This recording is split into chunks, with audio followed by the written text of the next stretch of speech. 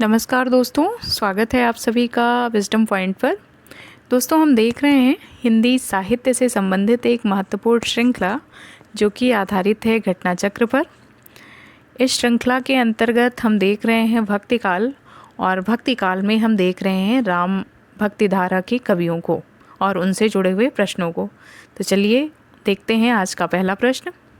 दोस्तों, वीडियो में आगे बढ़ें उससे पहले मेरा आप सभी से निवेदन है कि अगर अभी तक आपने मेरे चैनल को सब्सक्राइब नहीं किया है तो प्लीज़ मेरे चैनल को सब्सक्राइब करें, और अगर मेरे वीडियोज़ आपको पसंद आते हैं तो उन्हें अपना प्यार दें, उन्हें लाइक और शेयर ज़रूर करें। धन्यवाद। देखते हैं आज का पहला प्रश्न। पहला प्रश्न है कि तुलसीदास जी ने भी भ्रमर गीत परंपरा के अंतर्गत भ्रमर गीत की रचना की है, जो कि संकलित है उनके किस ग्रंथ में? ऑप्शन है जानकी मंगल में, कृष्ण गीतावली में या कवितावली में। तो इस प्रश्न का सही उत्तर है ऑप्शन बी, कृष्ण गीतावली में।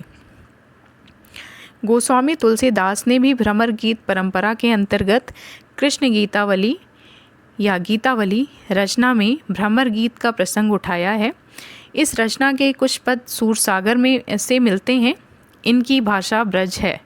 गोस्वामी तुलसीदास ने लिखा है, संस्कृत की शास्त्रीय परंपरा का निर्वहन करने वाले पहले गोस्वामी तुलसीदास जी के विषय में ये महत्वपूर्ण तथ्य हैं कि संस्कृत की शास्त्रीय परंपरा का निर्वहन करने वाले भक्तिकालीन कवि हैं तुलसीदास जी।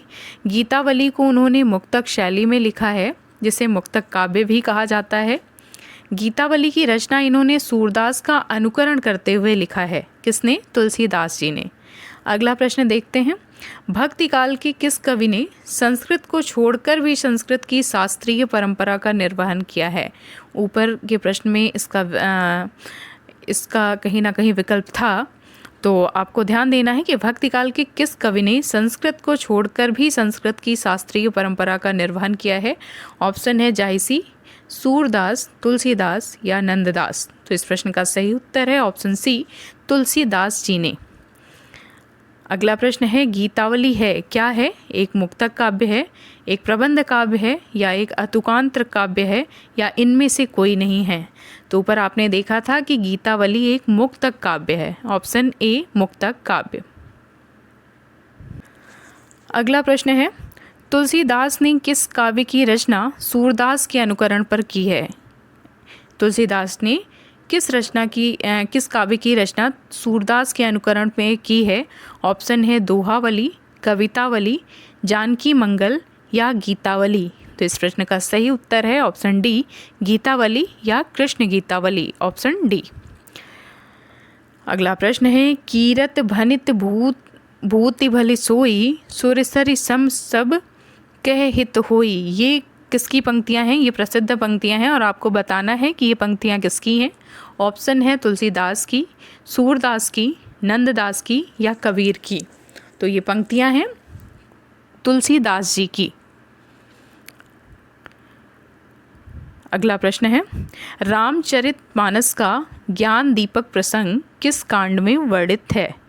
रामचरितमानस का ज्ञान दीपक प्रसंग किस कांड में वर्णित है? ऑप्शन है उत्तरकांड, अयोध्या कांड, बालकांड या अरण्य कांड। तो इस प्रश्न का सही उत्तर है ऑप्शन ए, उत्तरकांड।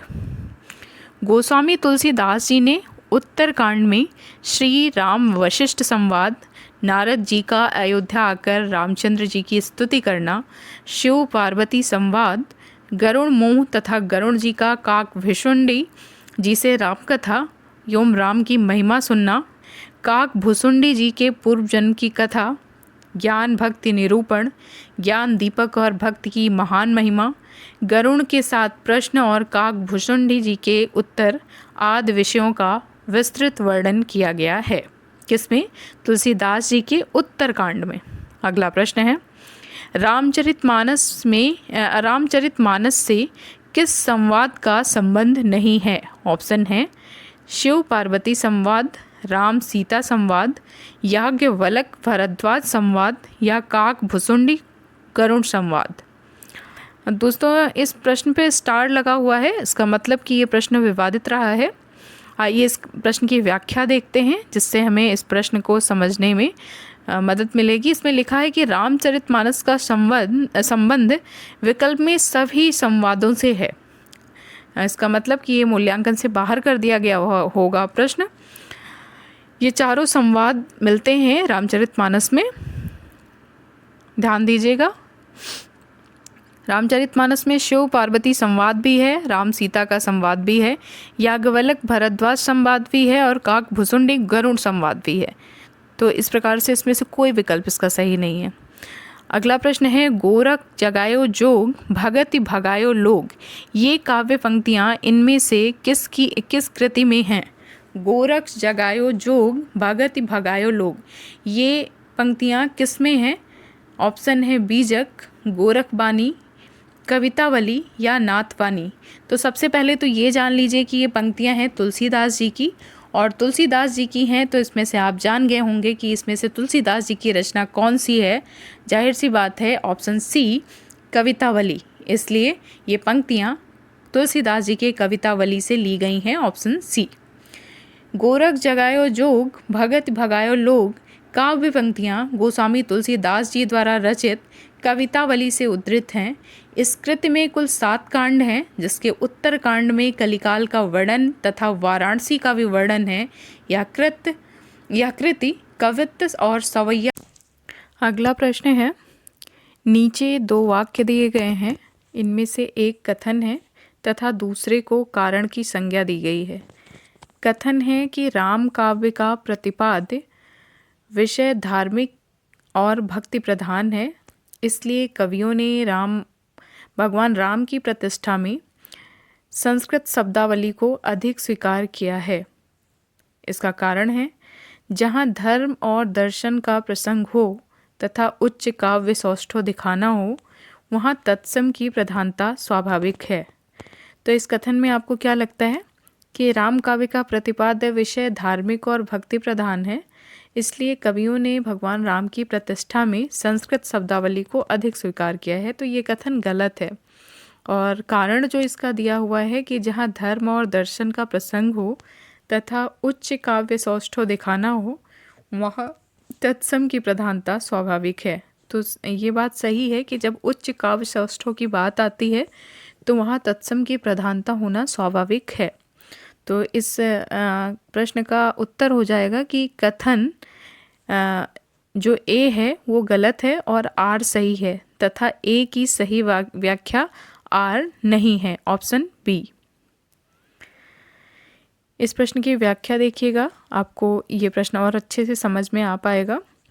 राम काव्य का प्रतिपाद्य विषय धार्मिक और भक्ति प्रधान है, इसलिए कवियों ने राम की प्रतिष्ठा में संस्कृत शब्दावली को अधिक स्वीकार किया है। यह कथन सही नहीं है। जहाँ धर्म और दर्शन का प्रसंग हो तथा उच्च काव्य सौष्ठव दिखाना हो, वहाँ तत्सम की प्रधानता स्वाभाविक है। ये कथन सही है, अतः ए गलत है और आर सही है, और ए की सही व्याख्या आर नहीं है। अगला प्रश्न देखते हैं। अगला प्रश्न है कि साखी शब्दी दोहरा कह केहनी उपखान भागत निरूपह भगत कल निंदहि वेद पुराण। उपर्युक्त पंक्तियाँ किस रचनाकार की हैं? ऑप्शन है तुलसीदास, कबीरदास, मलिक मोहम्मद जायसी या कुतुबन। तो इस प्रश्न का सही उत्तर है, ये पंक्तियाँ हैं साखी शब्दी दोहरा कहीं कहीं के नहीं उपखान भागत निरूपह भगत कलि निंदहि वेद पुराण। ये पंक्तियाँ तुलसीदास जी की हैं, ऑप्शन ए। उपर्युक्त काव्य पंक्तियों के रचनाकार भक्तिकालीन कवि गोस्वामी तुलसीदास जी हैं। यह पंक्तियाँ उनकी कृति दोहावली से ली गई हैं। तुलसीदास जी की अन्य प्रमुख काव्य पंक्तियाँ हैं केसो कही ना जाए का कहिए।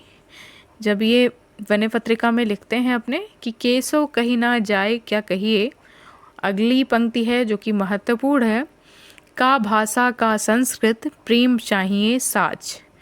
कवित्त विवेक एक नहीं मोरे कवित्त विवेक एक नहीं मोरे। ये पंक्तियां हैं तुलसीदास जी की। ध्यान दीजिएगा, ये घनानंद से मत जोड़िएगा। एक बार मैं ये गलती कर चुकी हूँ एक एग्ज़ाम में, मैंने ये पढ़ा तो मुझे लगा ये शायद घनानंद हो। तब मैं नेट का एग्ज़ाम मैं दे रही थी, उस टाइम मैंने ये प्रश्न गलत किया था, तभी से ये मुझे याद हो गया है कि कवित्त विवेक एक नहीं मोरे, ये पंक्तियाँ हैं तुलसीदास जी की।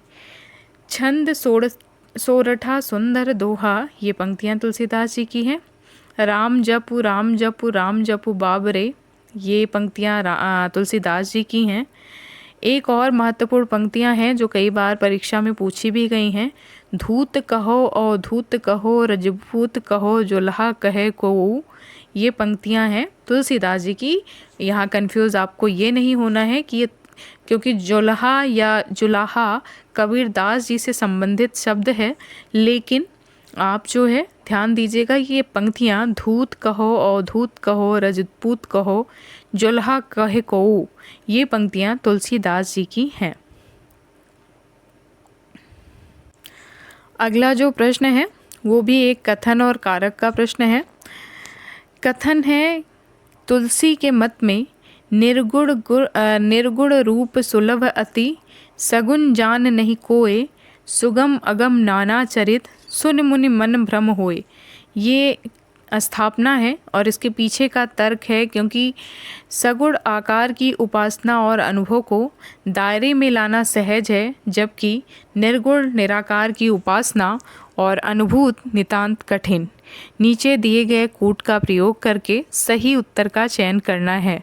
तो आप खुद जो है अनुमान लगाइए कि क्या सगुण आकार की उपासना ज़्यादा कठिन है या निर्गुण आकार की। तो मुझे तो निर्गुण आकार की उपासना ज़्यादा कठिन लगती है, क्योंकि सगुण में एक चित्र अगर हम राम जी का लें तो राम जी में हमें तो रामानंद सागर ने जो रामायण बनाई थी उसके राम जी ही, अरुण गोविल जी ही हमेशा याद आते हैं, तो एक छवि तो उभर के आ रही है। बाकी जो है अगर हम निराकार, तो हमारे अंदर कोई, हमारे मन मस्तिष्क में कोई ऐसी छवि ही नहीं तैयार होती। तो मुझे लगता है निराकार ईश्वर की जो उपासना है वो ज़्यादा कठिन है। अब इस प्रश्न पे आते हैं तो देखते हैं, नीचे दिए गए कूट का प्रयोग करके सही उत्तर का चयन करना है। तो यहाँ पे ऑप्शन ए सही है और आर गलत है। इसमें ऑप्शन ए सही है। तुलसी के मत में उन्होंने कहा है कि निर्गुण रूप सुलभ अति, सगुन जान नहीं कोई, सुगम अगम नाना चरित, सुनि मुनि मन भ्रम होए। ये तुलसी का मत है। निर्गुण रूप सुलभ अति, सगुन जान नहीं कोय, सुगम अगम नाना चरित, सुनि मुनि मन भ्रम होए। इस प्रश्न की व्याख्या देखते हैं। उपर्युक्त पंक्तियां रामचरितमानस से ली गई हैं। इन पंक्तियों का अर्थ है कि निर्गुण रूप अत्यंत सुलभ, सहज ही समझ में आ जाने वाला है, परंतु गुणातीत दिव्य सगुण रूप को कोई नहीं जानता। इसलिए उन सगुण भगवान के अनेक प्रकार के सुगम और अगम चरित्रों को सुनकर मुनियों के मन में भी भ्रम हो जाता है। अतः स्पष्ट है कि स्थापना ए सही है, जबकि तर्क गलत है। ये तो एकदम उल्टा हो गया, मैं भी यहाँ इस प्रश्न में कंफ्यूज हो गई, लेकिन हाँ, मैं फिर भी कहूँगी कि सगुण रूप की उपासना मुझे ज़्यादा सुलभ है। अगला प्रश्न है, इनमें से कौन सा काव्य राम काव्य परंपरा के कवि हैं? इनमें से कौन राम काव्य परंपरा के कवि हैं? ऑप्शन है प्राणचंद, तुलसीदास, नंददास, उपर्युक्त में से एक से अधिक या उपर्युक्त में से कोई नहीं। तो इस प्रश्न का सही उत्तर होगा, क्योंकि प्राणचंद चौहान जी और तुलसीदास जी ये दोनों राम काव्य परंपरा के कवि हैं। नंददास जी जो कि कृष्ण काव्य धारा के कवि हैं, तो इस प्रश्न में हो जाएगा, क्योंकि दो से अधिक लोग इसमें राम भक्ति काव्य परंपरा से संबंधित कवि हैं, इसलिए उपर्युक्त में से एक से अधिक, ऑप्शन डी सही हो जाएगा। इस प्रश्न की व्याख्या देख लेते हैं। प्राणचंद चौहान तथा तुलसीदास राम काव्य परंपरा के कवि हैं, जबकि नंददास कृष्ण काव्य परंपरा के कवि हैं। अन्य महत्वपूर्ण तथ्य हैं,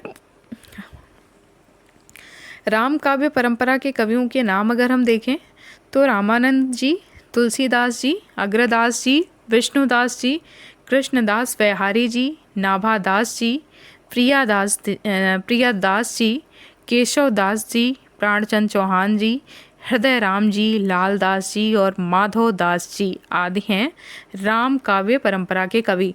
इसमें देखिए नाभा दास जी का भी नाम आता है, जो कि कृष्णदास बिहारी जी के शिष्य थे और उनके शिष्य थे प्रियादास। इस प्रकार से हमने देखा राम काव्य परंपरा के कवियों को, और यहीं पे प्रश्नोत्तरी समाप्त होती है। हमने राम काव्य परंपरा के कवियों को और उनसे जुड़े हुए प्रश्नों को कवर कर लिया है। उम्मीद करती हूँ कि आपको ये प्रश्नोत्तरी पसंद आ रही होगी। मिलते हैं अपने अगले वीडियो में, तब तक के लिए आप सभी को नमस्कार।